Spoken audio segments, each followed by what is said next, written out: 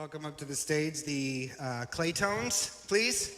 You know, religious people, they have it all. The greatest start, the greatest cultural things, the songs that they sing, and atheists got nothing. Until today. Ladies and gentlemen, I have in my hand the entire atheist hymnal right here. So I'm going to pass that out to our singers. And we're going to do a tune for you called Atheists Don't Have No Songs. Claytone and the Heathen Airs. Here we go. Christians have their hymns and pages. Hymns and pages. Habanagillas for the Jews. For the Jews. Baptists have the Rock of Ages. Rock of Ages. Atheists just sing the blues. Romantics play Claire de Lune. Claire de Lune. Born again, sing He is risen. But no one ever wrote a tune. Wrote a tune. For godless existentialism. For atheists, There's no good news. they'll never sing a song of faith. In their songs, They have a rule. the He is always lowercase. The He is always lowercase. Some folks sing a Bach cantata. Bach cantata. Lutherans get Christmas trees. Atheist songs add up to nada. Up to nada. But they've got Sunday assembly. Sunday assembly.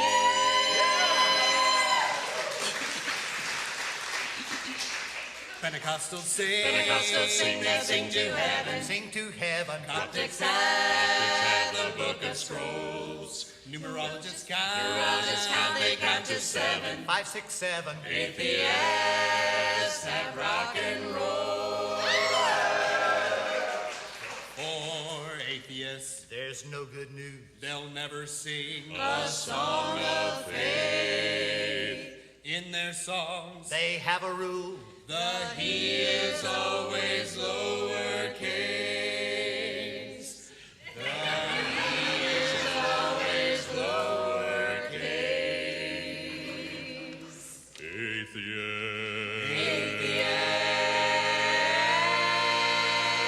Don't have no song. Christians have their hymns and pages. Hymns and pages. Habanagillas for the Jews. For the Jews. Baptists have the Rock of Ages. Rock of Ages. Atheists just sing the blues. Catholics Dress up for Mass. and listen to Gregorian chants. Atheists Just take a pass. watch football in their underpants. Watch football in their underpants.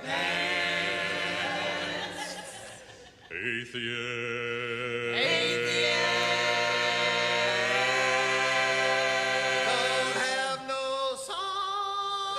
Don't have no songs.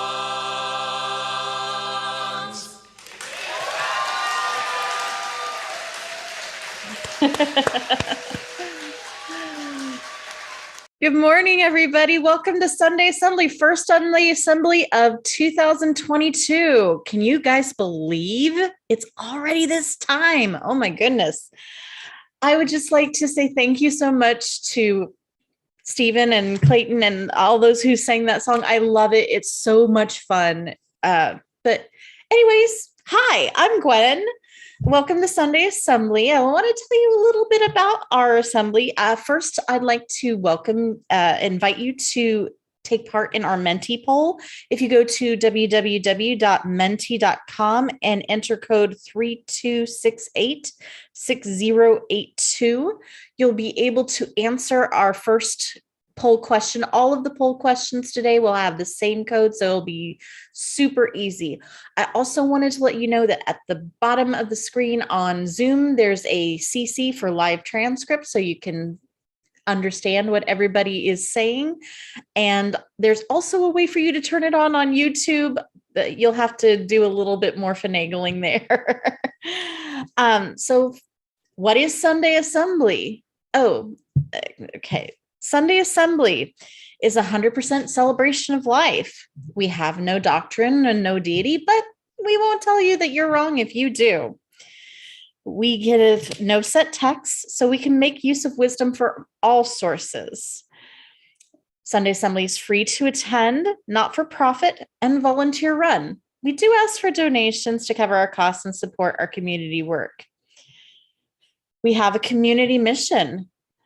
Through our action heroes, which is everybody who attends Assembly, we will be a force for good. We also have an awesome motto. For anybody who knows it, feel free to say it with me. Live better, help often, and wonder more.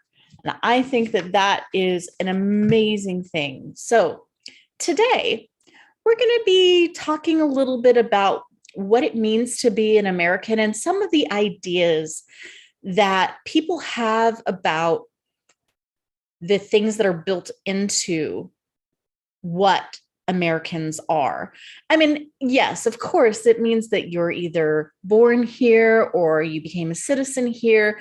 Some people think of it as the place to come, that being an American just means paying your taxes and getting a job and supporting your family.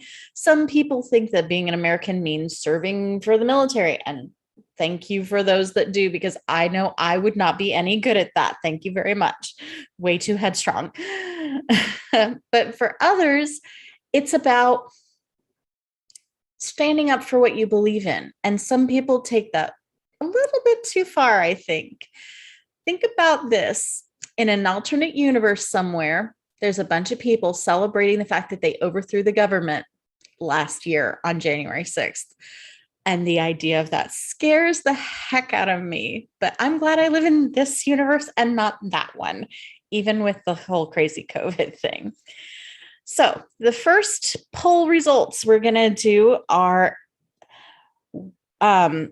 which of these two initiated the idea of separation of church and state? Oh my goodness. So it looks like we had about 9 people answer the question. And we have a large majority of them who say that church, a couple of people said state. I'm sorry for those who said state, but it is the church. According to history, the phrase separation of church and state was initially coined by Baptists, striving for religious toleration in Virginia, whose official state religion was then Anglican or Episcopalian.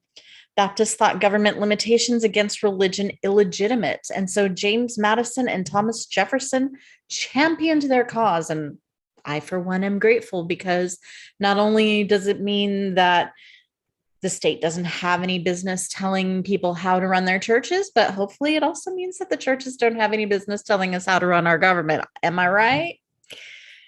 So first, I'd like to introduce our reader today. It's Wendell Jackson, and he's going to be reading the letter to the Danbury Baptists by Thomas Jefferson.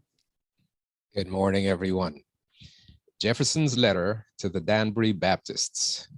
To Messrs. Nehemiah Dodge, Ephraim Robbins, and Stephen S. Nelson, a committee of the Danbury Baptist Association in the state of Connecticut. Gentlemen, the affectionate sentiments of esteem and approbation which you are so good as to express towards me on behalf of the Danbury Baptist Association give me the highest satisfaction. My duties dictate a faithful and zealous pursuit of the interests of my constituents, and in proportion as they are persuaded of my fidelity to these duties, the discharge of them becomes more and more pleasing. Believing with you that religion is a matter which lies solely between man and his God, that he owes account to none other for his faith or his worship, that the legitimate powers of government reach actions only and not opinions. I contemplate with sovereign reverence that act of the whole American people which declare that their legislature should make no law respecting an establishment of religion or prohibiting the free exercise thereof, thus building a wall of separation between church and state. Adhering to this expression of the supreme will of the nation in behalf of the rights of conscience, I shall see with sincere satisfaction the progress of these sentiments which tend to restore to man all his natural rights, convinced he has no natural right in opposition to his social duties. I reciprocate your kind prayers for the protection and blessing of the common Father and Creator of man, and tender you for yourselves and your religious association assurances of my high respect and esteem. Thomas Jefferson, January 1st, 1802. Thank you so much, Wendell. I appreciate you reading that for us. It's good to know that we had founding fathers, people who decided that, hey, you know what? We have some good ideas. Let's all get together and make a cool country. I'd like to introduce our speaker for today. Andrew Seidel is a Seidel. I got to correct myself on that. The correct pronunciation is Seidel. He's a constitutional lawyer and author and works for Freedom from Religion Foundation. He also apparently does some cool black and white photography. So, Mr. Seidel, please give us your thoughts this morning. Thank you so much, Gwen. I really appreciate that. So I am going to discuss this pretty broad topic in a special dual context, which Gwen hinted at. January 6th, 2021. And my book, The Founding Myth, Why Christian Nationalism is Un-American.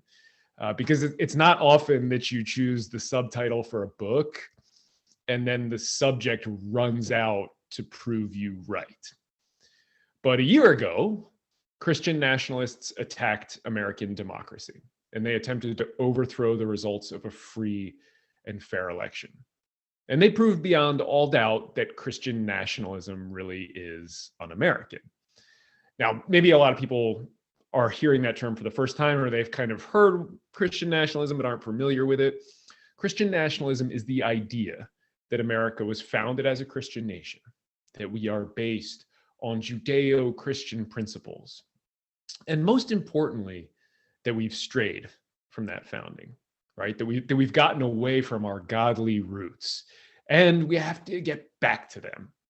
And so Christian nationalists use the language of return, and returning to the founding, and returning to those godly roots, and returning the nation to a Christian country, or restoring the nation. And they use that to justify public policy and all kinds of evil, hateful things like, an insurrection. And for a long time, Christian nationalism was treated as this historical debate, right? Like, was America founded as a Christian nation or not? And it was argued in that context. But on January 6th, Christian nationalism ripped off its mask. And it showed that it is not a scholarly debate about how America was founded, but a violent exclusionary movement that's bent on seizing power in the here and now. And that insurrection launched the conversation that some of us, Andrew Whitehead, Sam Perry, Catherine Stewart, Robbie Jones, Chrissy Stroop, Sarah Posner, Michelle Goldberg, Jack Jenkins, Jeff Charlotte, and many more, that we'd been having kind of on the margins into the mainstream. And since January 6th, I have been scouring the photos and the videos and reading the court cases and listening to the hearings, and just dipping your toe into this world is alarming. But I have immersed myself in it, and I am more convinced now than ever before about the role that Christian nationalism played in attacking our democracy. And I'm sure that many of you, like me, watched that horror unfold live on television. But I just want to set the stage a bit to remind us all of some of the Christian nationalism from that day. And you've probably seen some of this past week, but it's really important to remember. So Paula White began that day with a prayer. And in true Christian nationalist fashion, she added the United States of America to the Lord's Prayer that is written down in Matthew chapter 6. So she added America to a prayer that, according to the Bible, Jesus himself prescribed and crafted. And it's in that same chapter that Jesus actually tells people to pray in private and not in public, like the hypocrites praying to be seen by others. And I always find it interesting that Christian nationalists ignore that biblical command. And then now the rally that began with a prayer ended with Trump calling on his mob to march to the Capitol. And his last words were the same words that Nixon used to distract the country from Watergate. God bless you and God bless America. First time a president used those words to end an address was Nixon's first address from the Oval Office on the Watergate scandal, which I talk about in The Founding Myth. Impromptu worship concerts broke out on the short walk from the rally near the White House to the Capitol. The Proud Boys were hailed as God's warriors, and they knelt in prayer that was full of this typical Christian nationalist rhetoric about restoring the nation. They marched and then they attacked. One attacker carried a Christian flag onto the floor of the Senate. The absurdly self-proclaimed QAnon shaman led a prayer in the Senate about patriotism and Jesus and restoring the nation, which he ended in Jesus' name. One of those praying insurrectionists gave an interview later, and he actually talked about the prayer. And he said of the Senate, quote, "We consecrated it to Jesus." And that to me is the ultimate statement of where we are in this movement. It is the ultimate statement of where they are. A third praying insurrectionist actually posted a selfie video saying, "I just wanted to get inside the building so that I could plead the blood of Jesus over it. That was my goal." He spends 40 minutes recounting every act, most of it pleading the blood of Jesus, so that he could get in there and help overturn American democracy. And he attributes every single action to a dialogue that he had with Jesus. And he recounts that dialogue in the video. God told him to do this. Literally, that is what he is saying. He also said that he would start a prison ministry when he was finally sent away for his crimes. Another insurrectionist, sipping a post-assault beer, told her social media followers why she attacked the beating heart of American democracy. And she said this, quote, "To me, God and country are tied. To me, they're one and the same. We are founded as a Christian country, and we see how far we have come from that. We are a godly country, and we are founded on godly principles." The idea that we are a Christian country and that we've slipped from those founding principles is a central tenet of Christian nationalism and their primary justification for all this harmful retrogressive public policy. And remember the imagery from that day, and I know you've seen some of this over the past week. There was the huge wooden cross juxtaposed with the gallows from which they wanted to hang elected officials. You might have seen, but probably not, that they actually signed the gallows as if it were a yearbook, writing, "Hang them high. In God we trust. God bless the USA. Hang for treason and amen." The flags and the signs were clear. Jesus is my savior. Trump is my president. One nation under God. In God we trust. Jesus saves. Jesus 2020. Bible verses. Crosses. One sign simply said, "I am on your side, God." There were Catholic images of Jesus and or Mary on banners, framed paintings, statues. Some of the statues they actually held on top of poles over the attackers' heads. A Bible was seen raised above the crowd as they were surging through one of the entrances and again in the rotunda. One of the people who entered the Capitol was a Catholic priest who admitted on camera to exorcising the demon Baphomet. Another was a youth pastor from Florida, a follower of David Barton, who was one of the primary pushers of Christian nationalist propaganda. Others were missionaries. They sang the battle hymn of the Republic, glory, glory, hallelujah, his truth is marching on, and they prayed in the rotunda. One group called the Jericho March, visions from God to let the church roar. Now, if you know your Bible, you know that the Battle of Jericho was a genocide. In the story, the biblical God orders his followers to march around the city while blowing shofars, ram's horns, and carrying the ark holding his commandments, and then to violently sack the city, steal the valuables, and murder every living thing, including animals. So the Jericho March baptized itself after a biblical genocide, and then reenacted that slaughter by blowing shofars, marching around government buildings in DC and in state capitals, declaring that this is one nation under God, and organizing rallies alongside the Stop the Steal charlatans. And I want to be clear here, because it wasn't just the imagery and the rhetoric. It was a devout belief that this is a Christian nation and that God chose Donald Trump. If you remember, there was an interview where Trump himself said this, right? He looked up and said, I am the chosen one. And that God is on their side. This attacker who kicked in Speaker Pelosi's door, hoping to tear her into little pieces, was an attorney. And his rantings were recounted at one of his hearings after he was charged. And he said this, quote, God is on Trump's side. God is not on the Democrats' side. And if patriots have to kill 60 million of these communists, it is God's will. There were, of course, other motivations and drivers of the attack. But the Christian nationalist permission structure, doing God's will, fighting for God's law, returning this country to its Christian roots, pervaded all the other obvious drivers of the attack. For instance, the insurrection had a distinct QAnon flavor, but study after study is exposing the link between QAnon and Christian nationalism and white evangelicalism. And this was also a largely white crowd. The Black Lives Matter protesters in DC neither received nor expected the kind of leniency that this mob saw when they were protesting the summer before. When the looting starts, the shooting starts. That's what Trump warned in May 2020, quoting a phrase with a very long and racist history. Trump had those peaceful protesters gassed, beaten, and brutalized with rubber bullets so that he could walk to a church and pose with a Bible for a photo op. And the point of that malignant stroll was to show that we are a Bible-believing, Bible-beating Christian nation, and anyone who disagrees should be gassed and beaten. And the scene harkens back to some of America's most shameful history. So when we're speaking of Christian nationalism, we're speaking of white Christian nationalism. And this privileged mob, it roamed the halls of our capital without fear, brazenly entitled.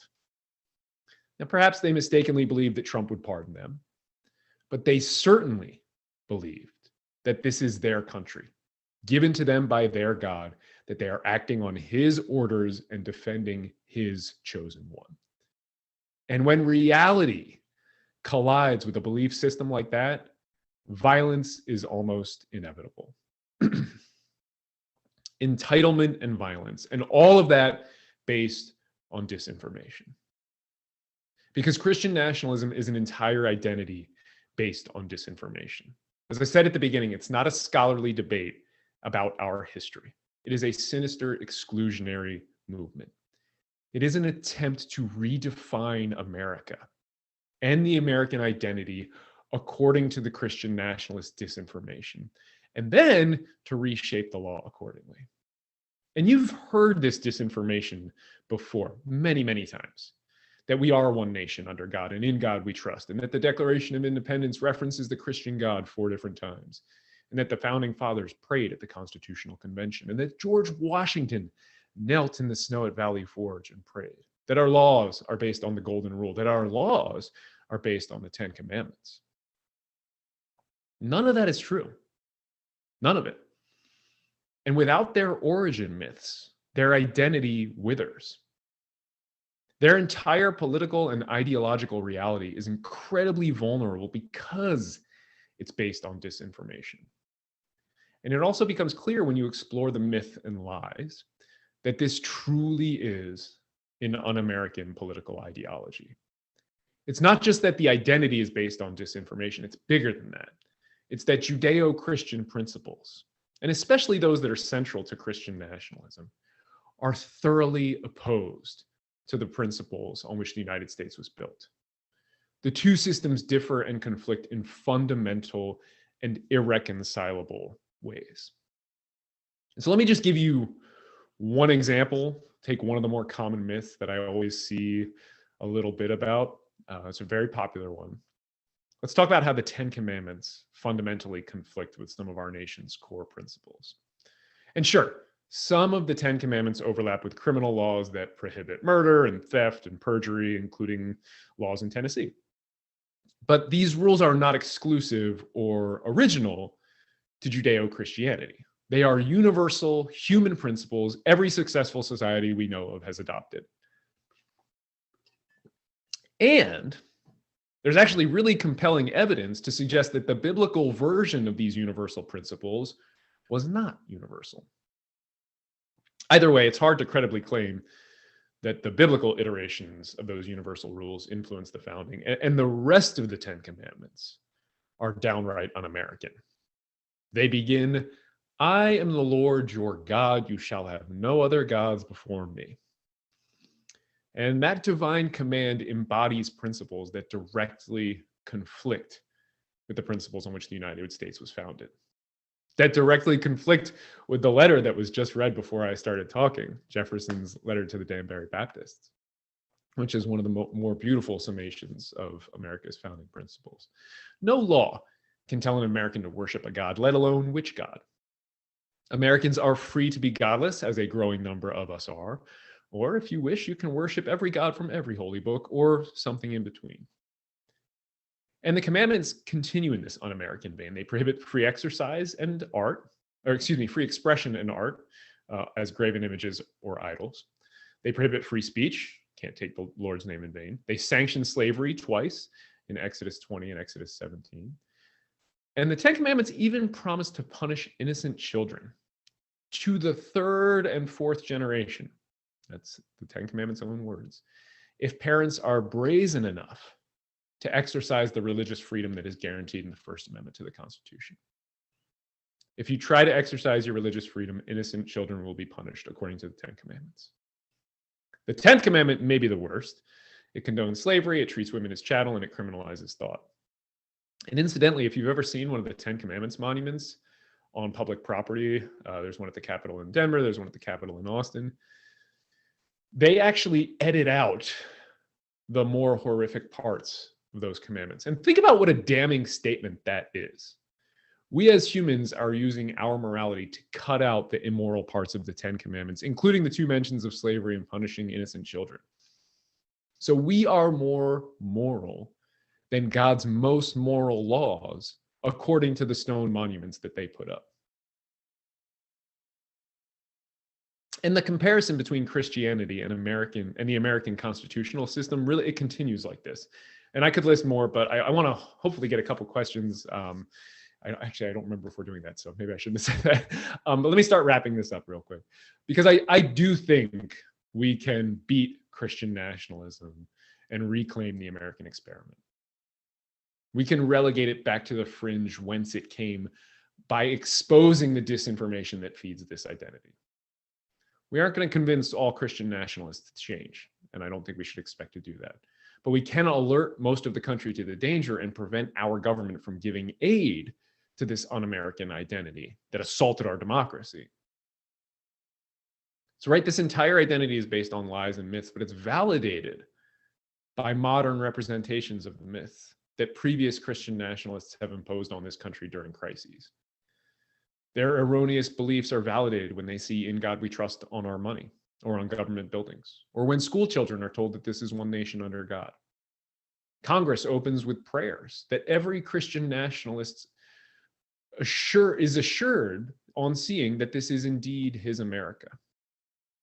The Ten Commandments monuments that sit on government property, right? They begin, "I am the Lord thy God." The Christian nationalist identity draws legitimacy from these artifacts. that have been left by previous waves of Christian nationalism that this country has endured. These relics are really disfiguring scars, and they ought to remind us that Christian nationalists have justified slavery, sanctified segregation, and now, inspired an insurrection. And instead, the scars reinforce this un-American identity. So until we erase those scars, we are giving aid and comfort to a traitor to the American philosophy. Let me put it like this. At its most basic level, America is a shared idea. And Christian nationalism refuses to share. It excludes non-Christians and the wrong kind of Christians. America will never be a Christian nation because the moment it becomes a Christian nation, it will cease to be America. These two things cannot peacefully coexist. One or the other will triumph. And this is the choice that we face as a nation right now: Christian nationalism or America, because we really cannot have both. Thank you. I think I'll leave it there for a moment, Gwen. Thank you so much, Andrew. And yes, if you're willing to stick around after the assembly, we would love to have you talk to everybody, and people can get their questions to you at that time, if that's cool with you. Yeah, I'm happy to do that. I mean, I will say too, there's a ton more on this, on what America means, why Christian nationalism is un-American in the book. It was burned by one of the residents of your good state. A preacher named Greg Locke, he was also in DC for the attack. Oh, really? Yeah, he was there on January 5th, the night before.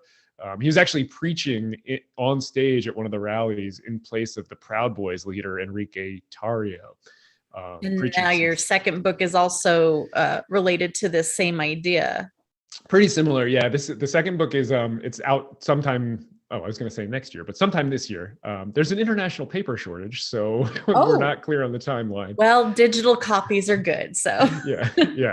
Yeah. But that's called American Crusade: How the Supreme Court is Weaponizing Religious Freedom. So that's more focused, less on history and founding principles and more on how the Supreme Court is turning its back on those in the past decade. Gotcha. All right. Well, thank you very much for your time, and we'll get back to you once we're done with the assembly. Thank you. If you want, if anybody's watching on YouTube, feel free to join us on Zoom. We can make sure that a link is posted so that you can have your opportunity to ask your questions. So we're about to go into our moment of mindfulness, and there's a word cloud now in our poll of what does it mean to be an American. And I'd just like to encourage you to think about that, create a short answer, and go ahead and put that out there on Menti for us to review once we come back from our moment of mindfulness.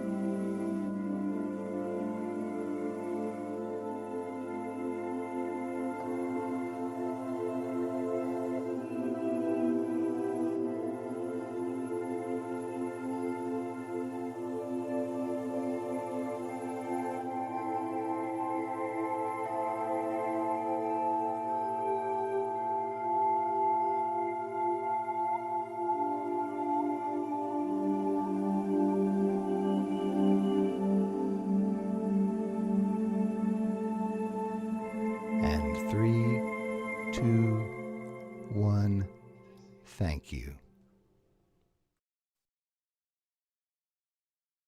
I almost forgot. Stephen has a awesome song called Public Places we're going to have at this time.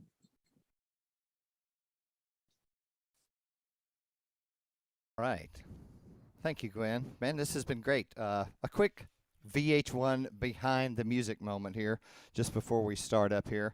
I'm retired now, but while I was still working in a healthcare company, in the office, they were continually playing Christmas songs in the Christmas season. And I know a lot of people still like a good Christmas carol. There's some beautiful music out there. But it struck me that for anyone who is not a member of the Christian faith, this was quite an assumed privilege that it would be okay in a public place like that. Now, I know as a corporation, you can do whatever you want. But then I went outside just the corporation's rights to play what they want to in a building like that, and thought about public places where, say, school PTO meetings or governmental committees that are deciding the future of our cities, or as we've heard already, the Ten Commandments in the courthouse. And I wondered how that would be for people of other faiths, maybe, not even an atheist such as myself, but somebody who's a member of another faith. I always have to hear those sorts of things and never be allowed to have a representation of their own rituals or beliefs in the public forum. It's kind of best if we all kind of avoid that, if you ask me. You could get into a fight about expression and put up all your own monuments and compete in that way, but it seems best that we just leave that out of the picture. So that was the impetus for this song. This particular version has edited out the screaming hot guitar solo, but if you want to hear that, you can always go to the Upbeat Atheist YouTube and hear the entire version. I hope you enjoy it. It's called Public Places.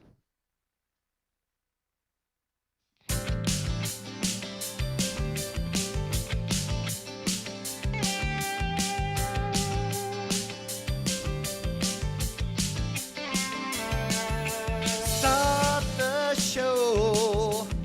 Disregard the principles. PTO. The majority invincible. Brother leads in the invocation. Let us bow in accommodation. No, no, no. Someone fires a shot over the bow of old stone tablets. Tempers get hot and legal sabers rattle. Keep the commandments all you want, but when it comes to the courthouse lawn, thou shalt not.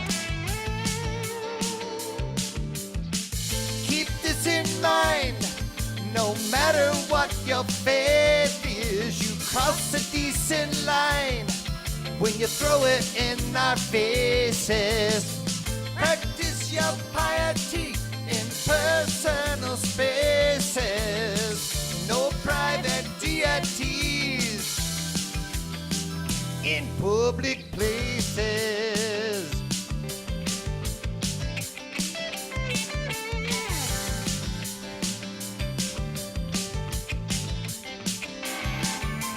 Oh, holy night, trumpets out the ancient myth. Might makes right. 'Tis a season of privilege. Would you still rejoice and sing along if carols celebrated Ramadan? Well, that's what it's like. Keep this in mind. No matter what your faith is, you cross a decent line when you throw it in our faces. Practice your piety in personal spaces. No private deities in public places.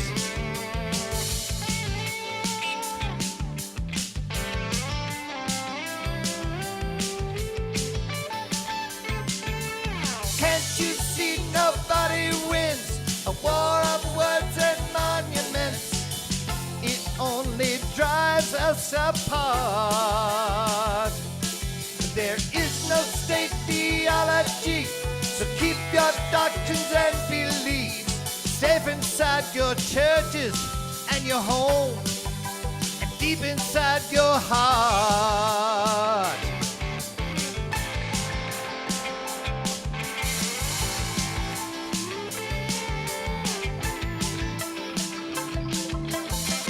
Keep this in mind, no matter what your faith is, you cross the decent line when you throw it in our faces. Practice your piety in personal spaces. No private deities. No private deities in public places.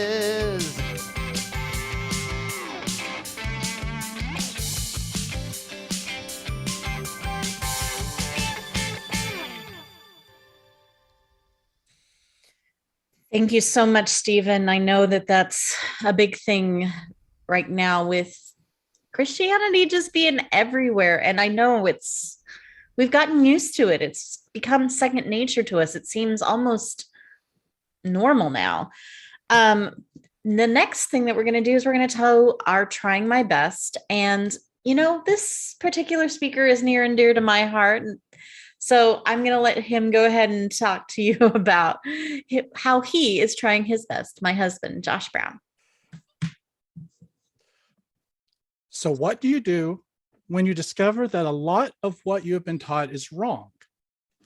So I, like many of you, went through their entire childhood education being presented with the narrative that the United States was founded on Judeo-Christian ideals and as a Christian nation.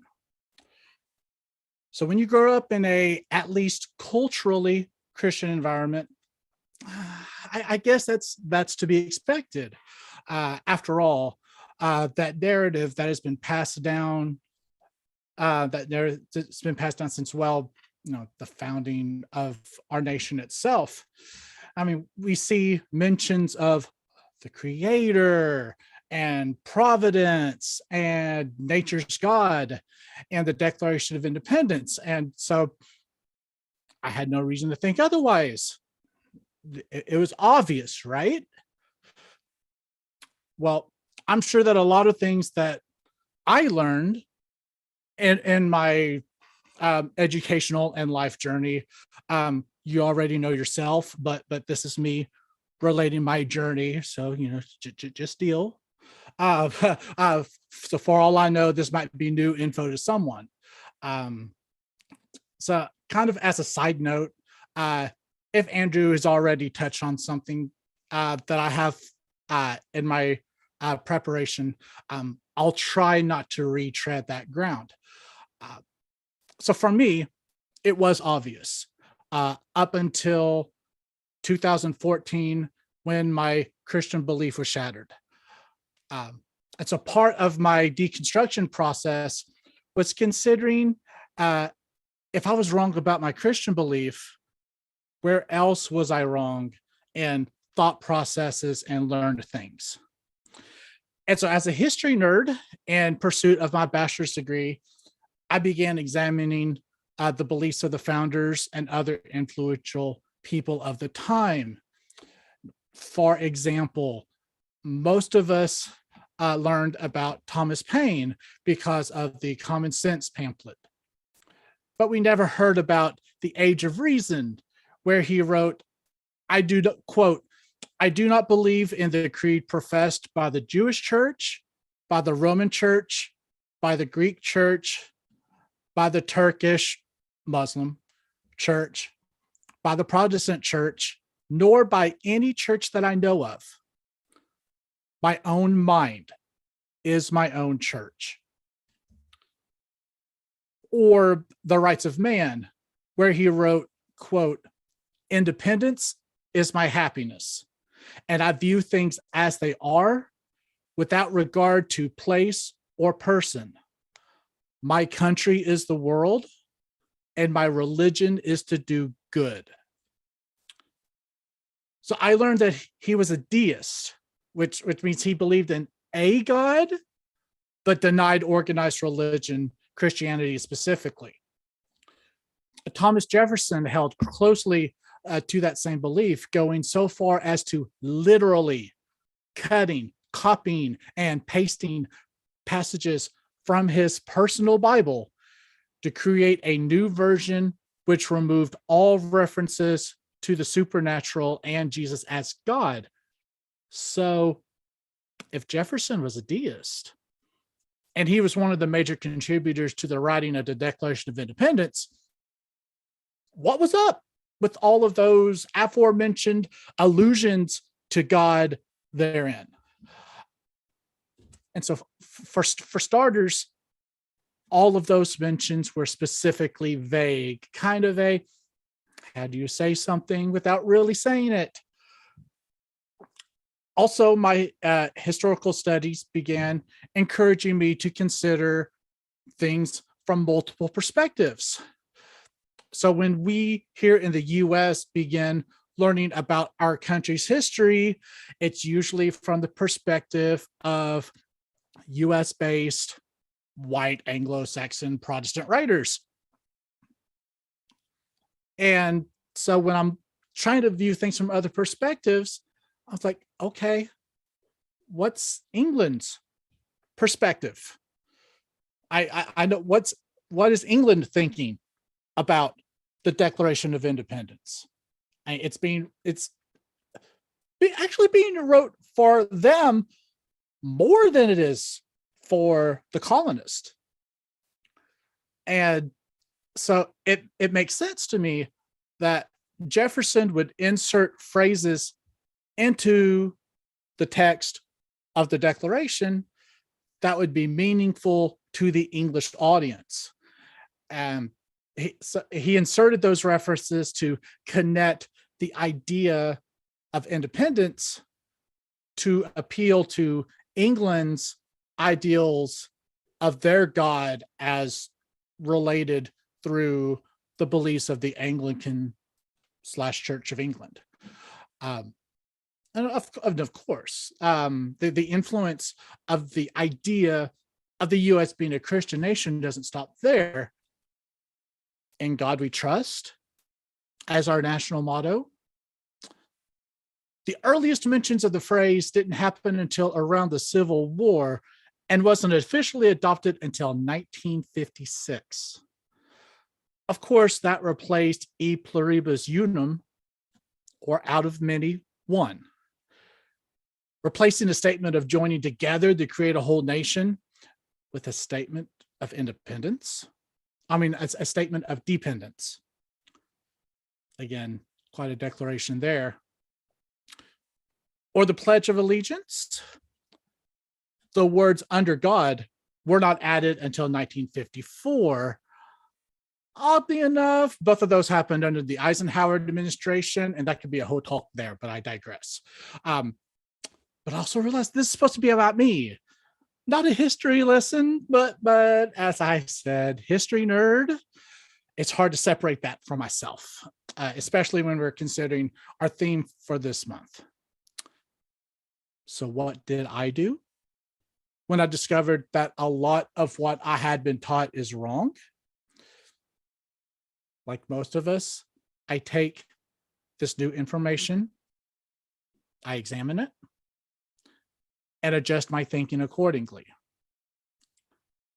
And so I guess where I'm ultimately coming from here is that we're talking about what being an American really means. But okay. Side note, why do we claim exclusive rights to American? Maybe I'm being a bit too technical, but everyone from Canada to Argentina and Chile are Americans. Again, I digress.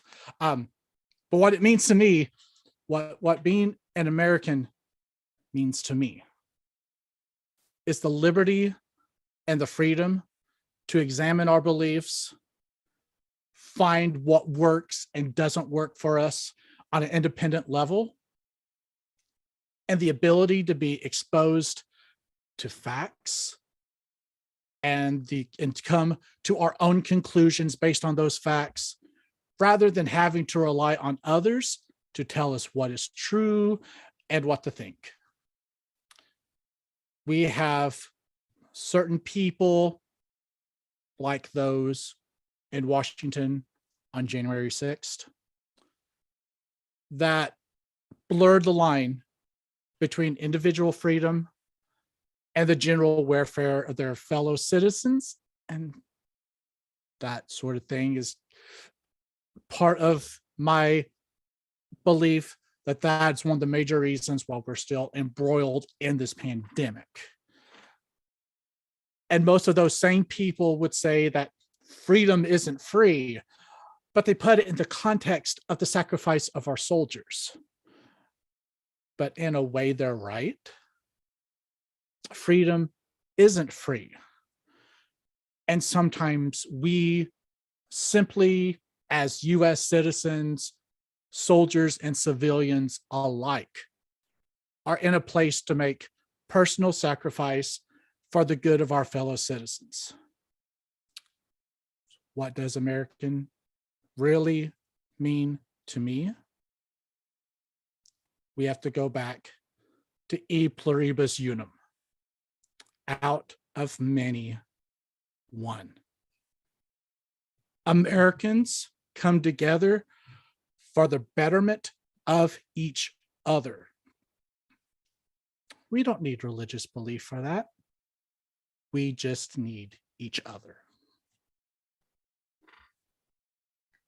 Thank you so much, Josh. Oh, wow. So now we're going to go ahead and take a look at the results of our poll that you all have hopefully been filling up that word cloud. So what does it mean to be an American? Looks like we have free, individualistic, opportunity, enlightenment, skeptical, like the warrior crap. I totally understand where you're coming from on there. Capitalistic, brainwashed. Ooh, that's a challenging one. Engaging, xenophobia, openness. All of these are, some of these are not easy to think about, but when you really sit there and you're like, yeah, I don't like the idea that I'm brainwashed, but I have to be honest that I have been in the past, and to a certain extent, I still am. So, before I go into our announcements, we do have one more poll that's going to be up here in just a little bit, and that's going to be about which case ended prayer in schools. So I'm going to go ahead and go into the announcements. First and foremost, the quarterly board meeting is January 16th at 10 a.m. You can find details about that on Meetup. Everyone is welcome to attend. That's one of the few times in the year that everybody can come and basically put your 2 cents in, make your voice be heard within our Sunday Assembly community. Also, we would like to encourage you to donate. Become a sustaining member. You can just kind of say, oh, I'm going to donate $5 a month, even $1 a month, and just be like, no, I don't need to worry about that. I know that I'm taking care of Sunday Assembly to the best of my ability. So, you can also get involved. We really want to encourage people to get involved. You can contact Jason or Stephen, Brenda, Josh, Kate, or Tom. Basically, any of these people, if you want to help us with promoting Sunday Assembly, making it better, become a reader, become a host, volunteer your story for TMB. We need more people who are willing to step up and say, hey, you know what? I have something that I can share too. So I think the next assembly is February. I lost the date. February 13th. Thank you. Our speaker is going to be Christopher Cameron, and the topic is going to be Black Free Thought from Slavery to Civil Rights. So please join us next month for Sunday Assembly. It's going to be really insightful. Okay, so now it's my turn. I get to talk for a little bit. So when I first was contacting Andrew about coming to talk, I knew that we had had a really incredibly difficult thing that had happened January 6th of 2021. And I knew that I saw being an American as I wanted to get myself together, take a bunch of people down to Washington, D.C., and stand in the path of those who would steamroll the government, of those who would say, our voices, because they are loud, are correct. Our voices, because we can sound like we know what's right, should be the ones that are listened to. And it's like, no, that's not how this works. The democracy, the idea is that I have a voice and you have a voice, and they're both listened to, and the ones who have the most agreement, that's the idea that we go with, not the loudest. In fact, sometimes it's the quietest. Sometimes it's the ones that don't say much at all. Those are the ones that we should be listening to. That we actually have a country where it's built into our rules that there's not a religious test in order to be in politics, although we all know there's kind of a religious test for being in politics, because look at what happened to our friend Gail Jordan when she tried to run for office. It may not be an official, you have to be a Bible believing Christian, but it's pretty much gotten to the point where you have to at least sound like you are a Christian in order to get elected in this country. And that's never something that was intended. The idea that there's this mysterious group of people who have this idea of what it means to be an American, that you have to obey the Bible, and that it's like, I really think that if they read it and if they thought about, you know what, I like my polyester blend suit and my seafood, thank you very much. I don't think that they would enjoy living in that country if they really, really understood it. And when you have things that happen, like there was an atheist YouTuber who his kid was proselytized in school, and they actually ran this YouTuber and his kid out of town because of all of the bullying and strife that they caused. And the majority of the opinion was that the teacher who had proselytized was the one who was being denigrated, and that there was something wrong about the fact that she was being held to doing the legal thing, when it's like they're like, we're being persecuted. I have news for you. I don't care if you're a Christian, but listen to me very, very carefully. You not being allowed to share your beliefs and insist that they be followed by other people is American. It's not about being persecuted. You're not being told that you can't believe whatever the heck you want. I saw a thing on Facebook the other day where it basically said, I'm going to go and I'm actually going to read it directly. I'm so sick of seeing Christians in America claim persecution. You aren't being persecuted for loving Jesus. You're being held accountable for not acting like him. And I was like, oof, that's so true. They don't think that they should be held accountable to act like the person that they're supposed to be modeling their behavior from. And the other thing that I think that they are not really understanding is that losing your privilege is also not persecution. As a white person, I know that I'm going to lose some privilege as we make it to where things are more equal in this country.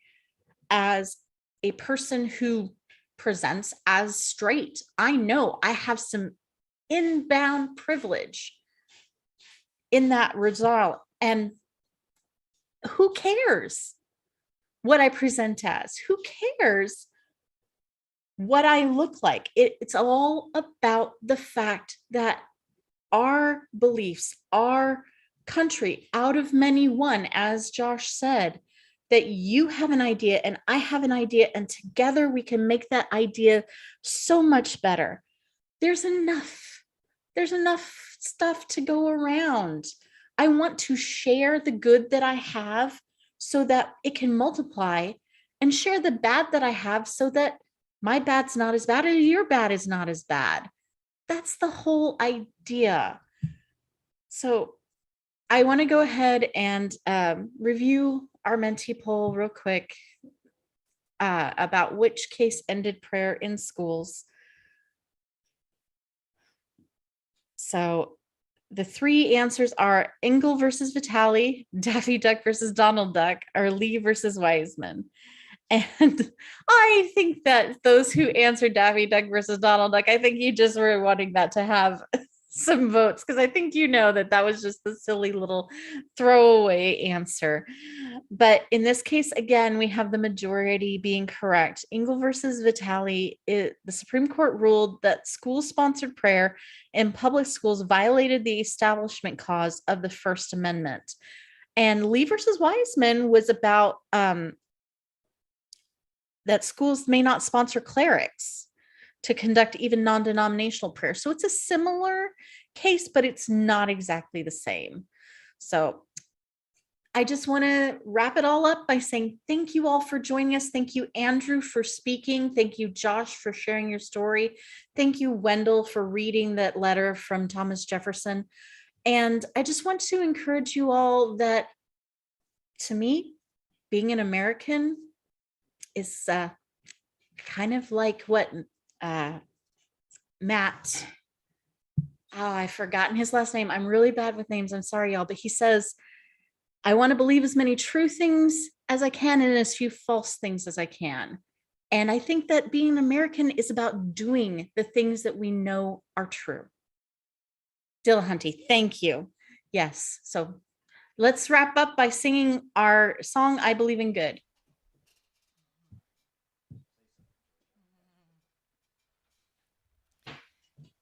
And thank you, Stephen, for the original song. And here it comes. Everybody ready? Sing along if you know the song. It's easy to learn. Here we go.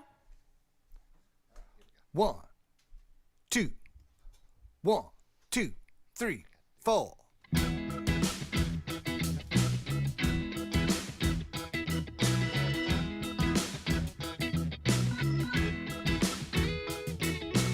I believe in good.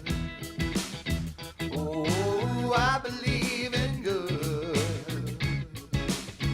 I believe in being good and doing good just for goodness sake. Good makes the whole world better. Good is great, and I believe in harmony. Respect for all humanity. I believe that we will find the only truth we need, living this one life by this one creed. I believe in good. I believe in good. Once more from the top. I believe in good. Oh, I believe in good. I believe in being good and doing good just for goodness sake. Good makes the whole world better. Good is great, and I believe in harmony. Respect for all humanity. I believe that we will find the only truth we need, living this one life by this one creed. I believe in good.